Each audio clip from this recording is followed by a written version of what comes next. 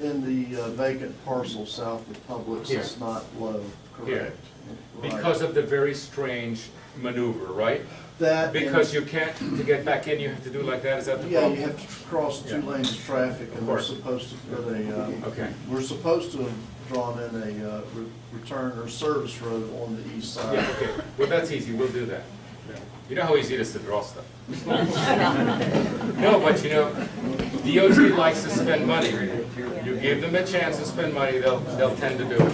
Yes, sir. Did you consider a roundabout versus a square? Yes, the roundabout is the roundabout smooths out the traffic and is actually pedestrian unfriendly. People don't understand that. They say, oh, it looks friendly. But what it actually does is by smoothing the traffic, you actually never find the gap. This square about actually slows it up because it's easier to put a light because the maneuver is more difficult. You have to turn the wheel and then turn the wheel, you know. So that's why we did that. So the roundabout is really a completely different device. Now we could actually adjust this to stop the traffic even more. The more we angle it, the more you have to turn and the more the traffic slows down. So it depends whether you want to or not. These are very rare, you know, because very few people have been interested in actually doing that to traffic and slowing it down.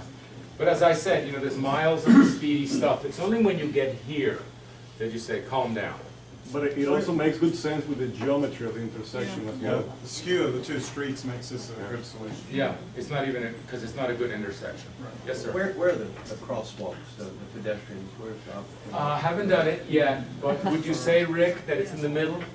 They're in the middle? Or at the corners. At the corners? To the corners, yes. Not here. These are not the kind that would go through. Correct. Yeah. But one thing happens, you might have several lights, but they all work at once. You know, this whole intersection stops, and the pedestrians cross every which way, and then it goes again. It isn't one of these, you know, these work so that all movement stops. It doesn't happen that often, but when it does, you can actually cross diagonally or so forth, because you want to get to the square as well. And you may be able to get to the center. That's what I meant, to get to the center as well. We'll have to look at that in more detail. Yeah, but we just drew this at the last moment. We always ignored this part, because, you know, everything's so much more fascinating near the beach. And then we realized that actually there are people living up here as well. Yes, sir. Just one more point on the land to the south. That's actually the intercoastal waterway as far as waterfront. I don't know how they came to the decision to use mostly what is most of that drawing is wetland on the north end, and the waterfront on the north end of the project, sir, where you have the town square drawn in, Yeah. going to Bio Garcon. Yeah. It's mostly wetland. Yeah. I don't know how you arrived at that when most of the land to the south that would, to me, reminds me extensively of Fort Lauderdale, or West Palm Beach. How we arrived at what part? That putting the town center to the north of the intersection as opposed to the south on the intercoastal. Here. Correct. Oh, but that's underneath the bridge. It wouldn't have any retail. The retail wouldn't work, because there's no drive-by traffic. It worked in West Palm Beach quite well, and I was there paying $150 a bottle of wine. But that wouldn't be a town center, that would be a single restaurant, right? No, sir, it was an entire town center. In West Palm Beach? Yes, sir, leaving Palm Beach, coming over to the mainland. I was doing a television shoot. Do you know which one it is? I can't think of the roadway. It's been 12 years, but it was quite successful. Well, we did the plan for West Palm Beach and for Clematis Street. That was empty and it's full. By the way, some people don't. They say, just so you know, because you have different experiences, the entire West Palm Beach is our plan. About 15 years ago, and as you know, it was empty. That place was empty for 16 years, and now it's full. And what we did is we made it predictable. I mean, you know, you buy here, and there'll be a Starbucks there. Oh, I get it. You know, that kind of thing. And cinemas and so forth. But I think that traffic needs drive-by. This bridge is a high bridge. The Palm Beach bridges are not so high, they're low. So you can do it, but see, since this goes up, I think it might be kind of cool to have a restaurant underneath it on the water, but the drive-by, you would miss so much What traffic. about the other vacant 30 or so acres that would be Over here? billboard, yeah, billboard? Well, frontage? actually, my concern was the people living There here, was a big chunk of people living there. people living here, having a place to go. That's why it's up here. Right. That was their town center. And there is a kernel of development already there. There's a little bit, well, the cafe is the most compelling thing. Yeah.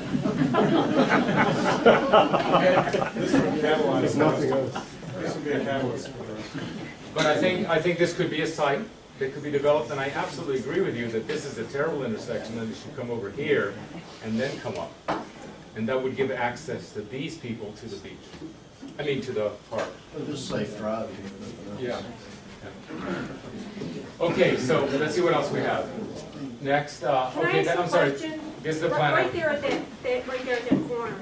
Okay, this is a better In plan. the summertime, it often takes from the Publix to the Bellagio a half an hour to drive that. Okay, Slowing it, and there's miles of people backed up waiting to come to the beach.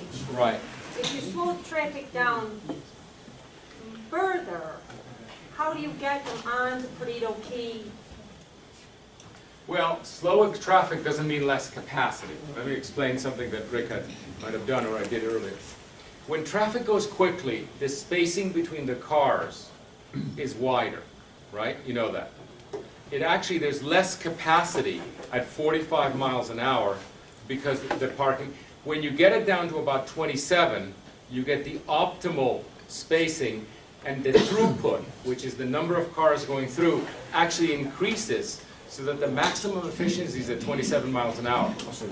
Okay, it might take longer to get there, but it's smoother and there are more cars. In the summertime, 27 would be a high rate of speed on Perdido Key. Yeah, well, that can't be helped. We can never solve that problem because it's an open system. You know, that's the problem. If this were a cul-de-sac, then we could design it.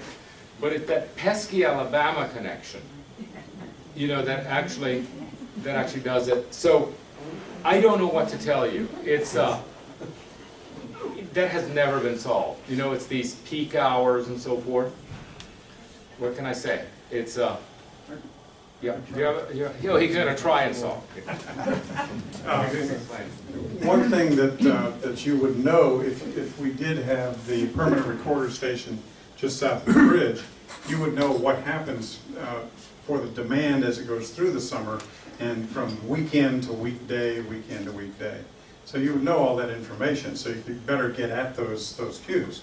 They would be documented. Now, one other thing, as I mentioned before, there's quite a diversity of people sitting in these cars. Some want to go all the way through to Alabama, and some are just trying to move back and forth to take care of their daily recreation and food and shopping needs. And it's those very short trips that would get back onto a more diffuse transportation network that would be produced in those developments to the south. See, right now, you're a one-road town for the direct trip. You have River Road, but that's so hard to get to from the bridge on the south.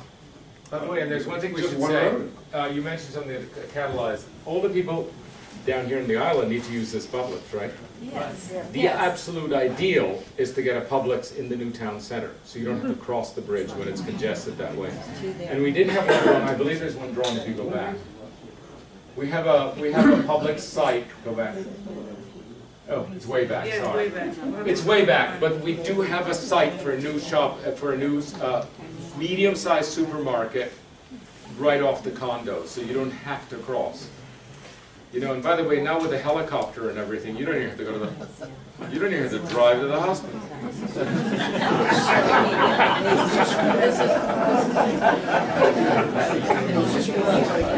Do you have any plans at all for changing the traffic flow off of Johnston Beach onto Gulf Highway. You know what I'm talking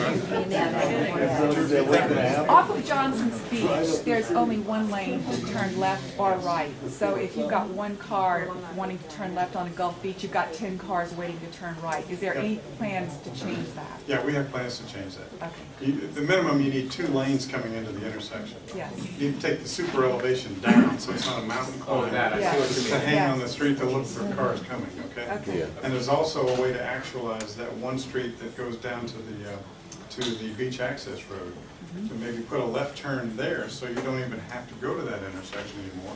You just go straight down. Excellent. So we've been thinking about that quite a bit. Good. We haven't gotten to the amount of sort of incoherent planning that's been going on. Like, for example, on that street when you come in, there's single-family houses facing in that might prevent solutions to that problem. You know, and we have to look past the present. You know, if you look at every house that's there now, you can't solve that problem. But over time, those houses don't make sense. DOT might buy them out, and then we can begin solving things more. But I personally did not work on that problem. It seems Rick knows what you're talking about. I did. Okay, let's see what else. We have to get to the code. There's just one other traffic issue that Rick has to talk Okay. about. That we talked, yeah. Do you have an image? It's way back, right? I mean, I could find it. If you're on Gongora Drive, and you come from a street that is on the west side of the bridge, you've gone under the bridge, and you come up there, and you're waiting on the hill there to try to make a left turn, and people are racing down the hill. The engineers call that your gap acceptance test. Right? If you see a gap in the traffic that's long enough, then you'll jump in there. But if they're faster, It reduces with age. if it's going faster, you really can't you can't pull out as easily. So one thing we planned, It's too hard to get to. I mean, okay, you know where you're coming down the bridge and you see "Welcome to Perdido Key" on the right side, opposite that left turn. Well, we went down on the old bridge access road. It's like Paradise, or what's the name of that thing? you can see it here, up there, kind of. The RV park. The old bridge road, it goes and stops. And there's a fairly easy way to travel straight ahead on the right side of the bridge and go past that sign and get back out on Perdido Key Drive. We did it with my car. And we walked around. We got a lot of stickers, so we call that Sticker Street that you want to add one way, like a ramp, so you can get from the western we side gonna of the draw bridge. that? Okay, let's, Yeah, we'll do let's that. stop doing it with our hands. We'll draw it for you. Okay? This is the kind of thing that gets brought up. That, you know, the interaction we've had this week is people bringing things up and then we get to it. This is the first time it's been brought up, so we don't have a drawing. But if you know what we're talking about, then we'll draw it. Then we'll have a solution. Next, okay, let's go back to the code. Okay, this is your existing code, but it's not what it looks like. This is Marina's rationalization to try to understand it. You have all these categories called R1, R2, PK, all this. And Marina went through this sort of agony of putting it together, and it was extremely difficult to do because, for example, I've asked her to say what the 6 biggest problems were with it, but one of them that I remember is that R1, which normally means single-family house, includes houses, townhouses, multifamily, up to how high? Up to 4 stories. Up to 4 stories. So there's actually no category of code that says you live in a house, you can live in the house peacefully knowing that there'll be other houses next to you. The code technically allows up to 4 stories. So there's this very strange sort of basket of great diversity. And then at the other end of the code, where's the other end of the code? At the other end of the code is exactly the opposite. These here have tiny little differences. They're essentially the same thing. Tiny little differences that are even hard to discern what they are. So it's a mess. It's always a mess, but this is an especially bad mess. And Marina, I said, Marina, don't wound it, kill it. So that we can rewrite it, and she did. We're attempting to anyways. Okay. Marina, by the way, was one of the 2 people who did the City of Miami Code, which was difficult, 4.5 years. Okay. All right. So, well, Andres just spoke about this one, which is the first problem we identified. Well, what is it? Say it again. Sorry. Well, it's the fact that your R1 PK, for those of you who live in single-family homes, as you're probably very well aware, you can have a duplex, which isn't so bad, built next to you, even though some people would like their neighborhoods to remain single family. But more importantly, you can have multifamily right next to you. And for most people, that's a problem. So what we're doing in the code is identifying neighborhoods such as this one that really should remain single family. There aren't that many, but this is one of them. Another problem is that what you have on the ground, and Andres alluded to this too, and he showed the land use plan, just doesn't reflect what the property is zoned. So this neighborhood, which is very valuable, has very valuable housing just to the east of Perdido Key Drive, is zoned R3 PK, which basically allows 8-story buildings. And you have one tower that's 8 stories, right? You will know it, I'm sure. You have one right here, and there's a property here that could probably take some multifamily, but the rest is zoned single family. It's So not you see zoned the single family. instability? It is single There's family. a single family residential area that allows 8 stories. Yeah. And you say, how did that happen? But no one remembers, by the way. So we're how going to that fix that. Next. The third problem is that, and this is pervasive throughout the code, but your zoning for high-rise allows very little dwelling units per acre, and what that does is it makes you build huge units. Some people want huge units, but not everybody wants. And it's hard to find 18 stories, a code that allows 18 stories on one hand and 13 dwelling units per acre maximum on the other. What it's done is it's forced you to turn your back to Perdido Key, put all your humongous units facing the beach, and that's unfortunate. And so again, it doesn't reflect what's on the ground. We measured 1 or 2 of these buildings, and none of them have 13 units per acre. You see what it says? They're all 30, 40 units It per acre. forces the developers, in order to maximize, to build as much square footage as possible with very few units allowed. So you create this sort of distorted market of having to have huge units. So some of those condos have 100 units and some of them have 18, and they're the same height. Yeah. How do you do that? And you can get 13 in other dwelling words, units the per acre market townhouses. isn't operating. It's just not operating. Right, under 13 units per acre is townhouse density. It's not even. It's not 60 even units, 20 it's not even. units. You can do 20 units a acre townhouses, and here you have, it's townhouse zoning that is being perverted into building high-rises. Yeah. And either you have to get a variance to get far more units, or otherwise, just like she says, to build very big units, and you have to sell a top dollar to just kind of make even the amount of investment that it takes. Yeah. Next. All right, this is a very bizarre one. I've asked a couple of people at the planning department to try it and help me understand it. But basically the way we understand it is that if you build a new building, you're allowed 80% lot coverage in these 2 zones, which are the commercial resort area zones. However, if you want to improve upon an existing footprint and build additionally, your footprint is constrained enormously, somewhere from 19 to 25%.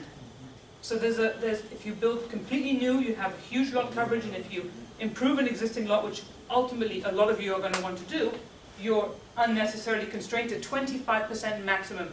Some of the planners have said, please take that away. So we're going to talk to them. We understand that there's the mouse habitat, and everybody in any case is going to want to build thin in some respects because of the amount of land you impact on the ground, but there has to be something between 25 and 80%. If we weren't so tired of this kind of stuff, we'd think it was a huge joke. But there's so much incompetent zoning that, you know, by my age, you just get depressed. I used to think it was funny. Go ahead. Next. Then you have what could constitute a little bit of spot zoning. You have single family or small apartment buildings on the top, and a lot of those are single family. And all of a sudden you find a lot that has commercial zoning, and then more single family, and then another commercial zoning. That commercial zoning, again, allows 10-story buildings right next to single family homes. So you'll have the decision to decide whether you want to naturally maybe upzone that area to allow for some commercial uses, because that's what it's evolving to anyways, or you might want to retain some single family zoning in there. Some of this stuff, what we do is we retain, in the new code, we'll retain the flexibility. Yeah. Because I don't think anybody can decide which way it wants to go. But some other things we're going to say, we think, and I think you'll agree, this wants to be single family. We'll fix it, we'll make that flexible. So there'll be some very rigid zones that protect value, and then some flexible ones. And then you have your PRPK zoning, which requires that you amass certain size parcels, 10 acres minimum, only allows 5 units per acre maximum. So what that inadvertently allows, which is basically all your zoning allows, is for these point towers. All that Andres showed you about, buildings hugging the street, creating good urbanism, you know, meeting the street. Hiding the parking. Hiding the parking, because you're only allowed 5 units per acre. just basically precludes that kind of development from happening. You have to gather dozens of acres just to build anything, so you end up with Yeah, very again. small footprint towers. Yeah, you're allowed 10 stories, but you're limited to 5 units per acre. So we want to see if we can sort of increase the density. Okay, throughout so these are the 6 problems that Malina come up with 6 problems. It took her 6 minutes. Basically. Okay, now what are we gonna do? Show, let's see. Well, so then now we're starting to fold your zoning codes. The white bars are your existing codes, and the yellow bars are the new code, the new districts we're hoping to create. And you can see that in some cases it's just one bar. So in some cases it's one bar that's moving into 2. That's because, and that's rare, but that's because you want to preserve single family and only have single family. So we're taking your P1 R1 PK zoning and basically saying you'll have some that are only single family for those of you who want to be that way, and then we'll have some that allow for everything the way you currently have it. And it'll be for the neighborhoods to decide what they want to be. In other cases, there are 2 or 3 zoning categories that get folded into one. This is just a summary. This is just The a code summary. actually is a legal text, as you know. Yeah. It's the Rosetta Stone of zoning. Does this sampling include everything west of Canal Road? I mean, the River Road? Yes, it does. So It does. everything west somehow fits Yeah, into go to the this next also? one. Yeah, That's fine, I Yeah. just wanted to And make next. sure. yeah. Yeah, right now we're showing you the new regulating plan, and it's still changing, but we're zoning all of it here, because the problem if you have here, you also have here. Yeah.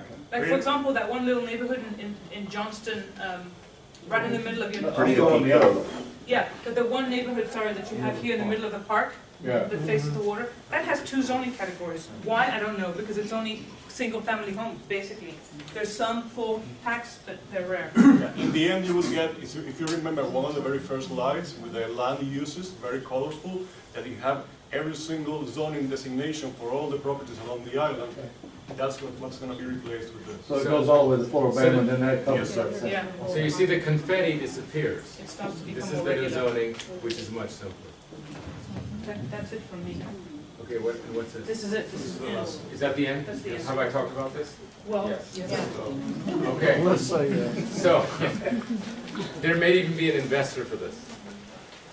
You know, the first-rate hotel, 3.5, 4.5 stars, square across the way, driven by the fact that the parking has to happen on the other side. And so this could be one of your first town centers. And by the way, all this is WCI land, so you can get a big chunk of coherent design working there. That's the very end? Yes. Okay, so what's next? Well, next is that we're gonna take this back and... Okay, what's next is we have to refine this, make a report, take some of the little bits of advice that we got today, write the code, and then get back to you, and I'm coming back on the 10th, right? Somewhere around there, yeah. Is that in 10 days? No, December. Okay, I'm coming back December 10th, where I think it comes up in front of council. So I guess it's determined, And it's fixed. now, at this time, there is our contract says something that we can't administer, which is that you need to form a steering committee. You form a steering committee. Because actually, at some point, believe it or not, I leave. And then it's up to you for the next 20 years. So, and there needs to be someone, but they're the elected officials, the planning department exceedingly sympathetic. Elected officials, of course, change. Planning department also changes. We need to embed this in, the range of this is longer than human interest. You know, I've always found out that one of the disappointing things is when I have a plan and I give it to somebody like Horace, and Horace says, I'll work on it the rest of my life, but it's longer than his life. And then you lose the plan. And so what we'd like to do is embed this as the official plan, and that's the role. But to get it embedded as the official plan requires citizen participation. Usually a committee, right? Horace? About ready to go. Yep. Okay? So this gentleman says he's had as much education as his butt can take. Right? So we should go. And you've really given us a lot of time. Thank you very much.